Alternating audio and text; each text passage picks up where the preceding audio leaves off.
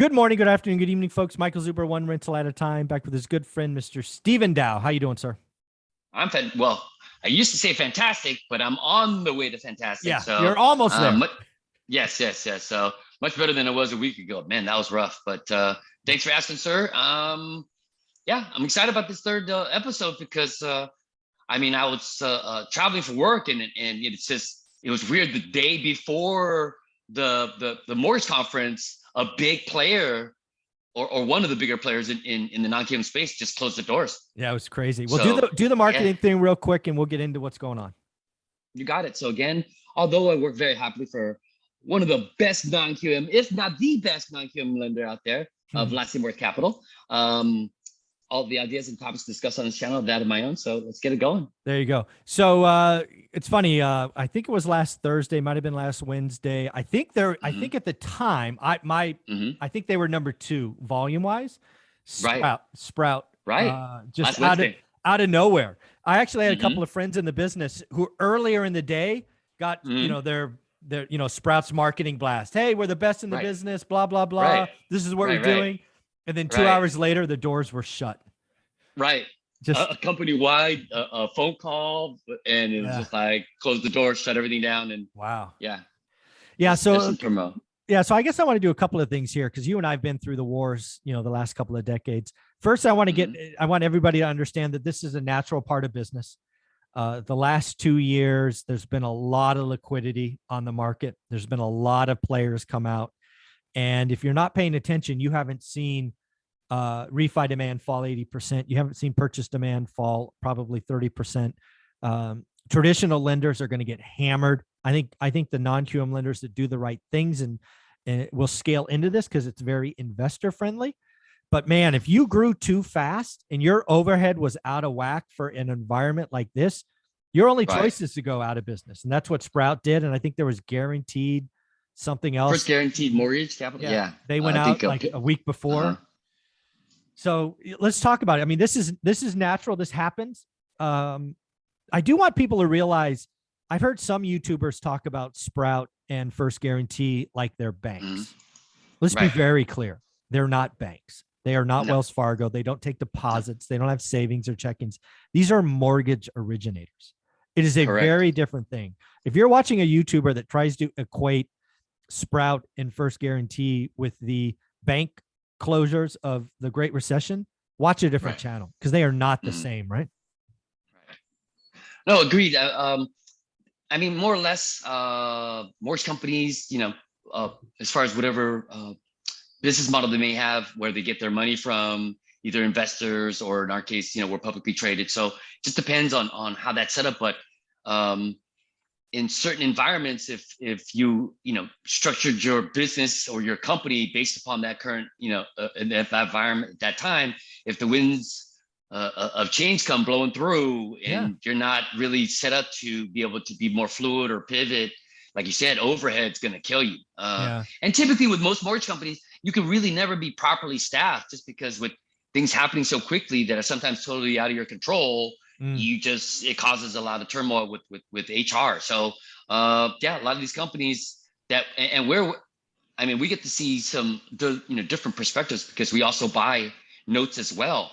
So when some of these other companies which remain nameless, right, we know the ones that are in trouble because they try to sell their notes to us, and they're trying to fire, sell, build liquidity. They're trying to survive. Happening. Correct. And we knew that we're in the street, they're holding paper they can't sell, or they're going to take a huge discount, and if you're not making any money in the secondary market, you're dead in the water. That's your lifeblood if that's how you normally get your profits and stuff. So I've had conversations, and again, I won't name any names, but the list is not that long. We've only talked about 2, so take your pick. One of these providers in the market was basically executing a business where they lost 3% on every deal. When they add in overhead and transaction, all of this, basically their whole business model is we're just going to keep going out to the street to raise money, and we're going to lose 3% on every transaction. I mean, that's not a business model that works long term. No, I would say no. That would be it. That would be bad. But again, these folks are not banks. I think it's been I've been very discouraged by some young YouTubers that are trying to create fear that these two, Sprout First Guarantee or whatever it is, that these are just like Washington Mutual or all these other true banks that went out, Right. that had checkings, had savings, Right. that's not what they were. These are not, banks. These are not No. FDIC insured banks. Correct.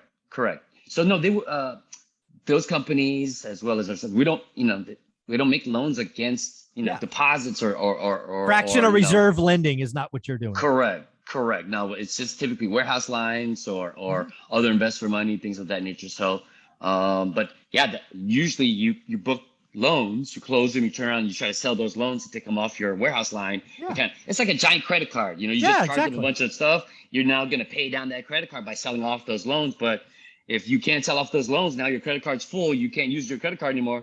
Yeah. You got to stop lending. So I forget which one it was. You could Google search it to find out. One of those two lenders' main buyer was PIMCO.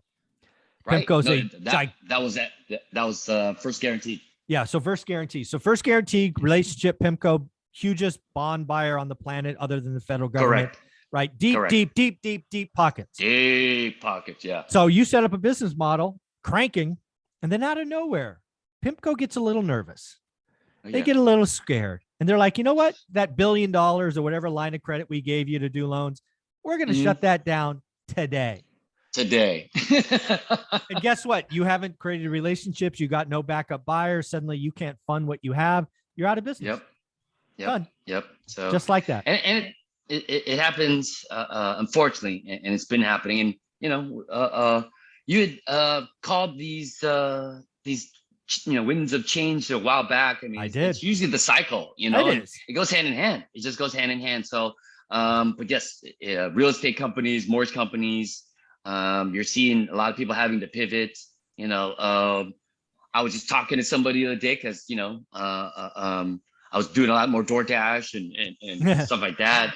But yeah, I mean, everybody and their mother now is, saturated that business as well as, Uber and Lyft.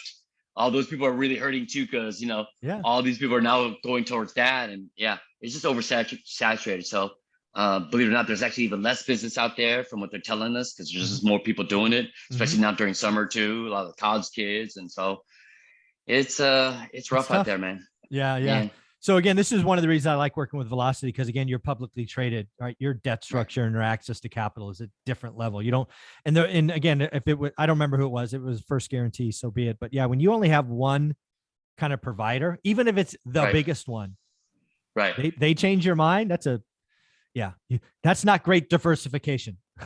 No. I mean, in our case, I've always truly believed in our leadership. We're very well managed.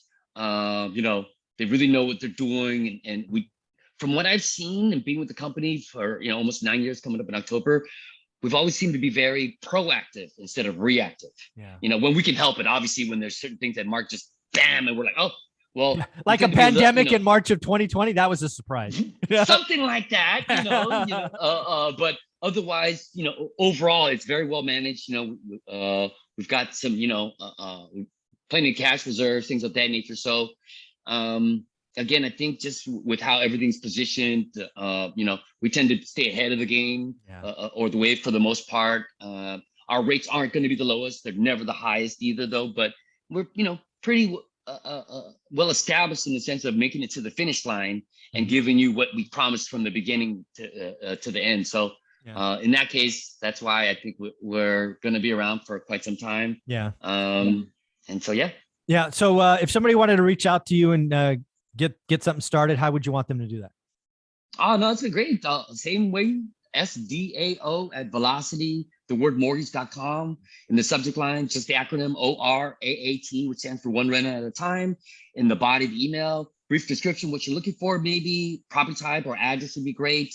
Your mid-FICO score, that's the number to reach you in typically 24, 48 hours. I'll be in touch. Put together a web site to have a landing page. So a brief kind of questionnaire will allow my team to respond back a lot quicker. I'm shooting for a 30 to 45 minute response time.